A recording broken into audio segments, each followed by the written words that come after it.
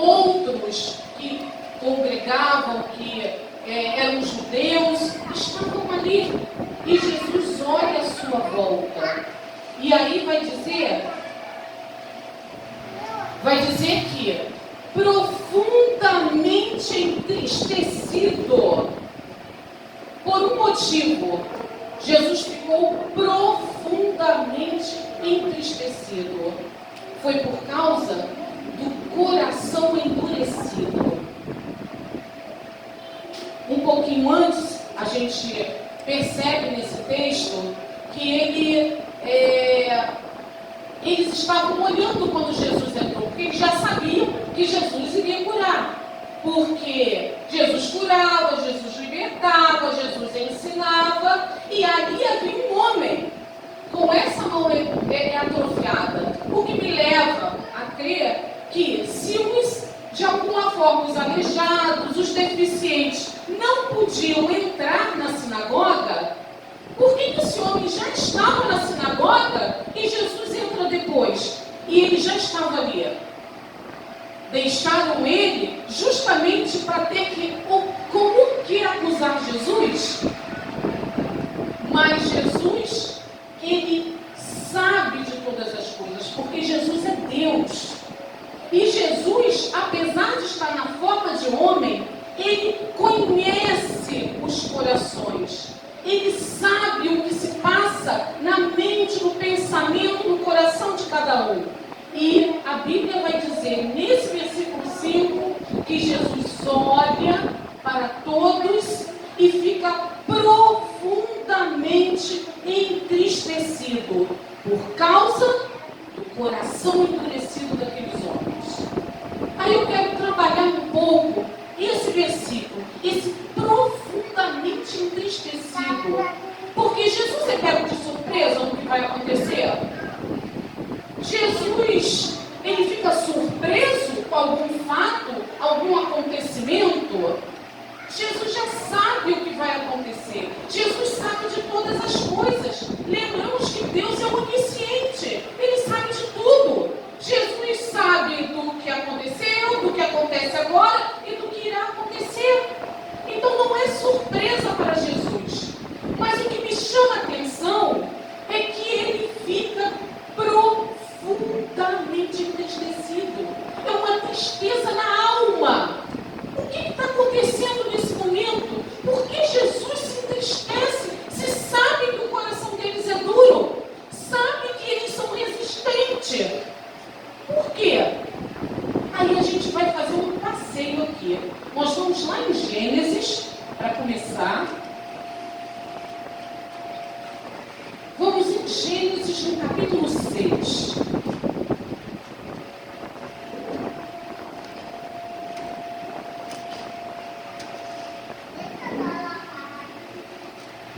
Capítulo 6 tem a história mais conhecida. Todos conhecem a história de Noé e a arca e o dilúvio. Todos conhecem. Mas eu quero levantar aqui alguns dados nesse versículo para linkar por que Jesus está entristecido. Por que essa intensidade de tristeza que bate em Jesus? E aí no capítulo a gente começa, para a gente começar a entender, eu vou no capítulo 6, especificamente no versículo 6. Nós já conhecemos a história de Noé, sabemos que ele foi conduzido por Deus para construir a arca, colocar os animais, um casal de cada espécie. Nós conhecemos muito bem essa história. Até as crianças, se perguntar, elas vão conhecer um pouquinho da história. Mas o que me chama a atenção é que no versículo 6 vai dizer assim: então o Senhor arrependeu-se de ter feito o homem sobre a terra, e isso cortou-lhe o coração.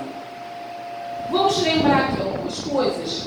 Existe um escritor judeu muito famoso, e o que ele fala, na verdade, acaba corroborando com todas as histórias bíblicas.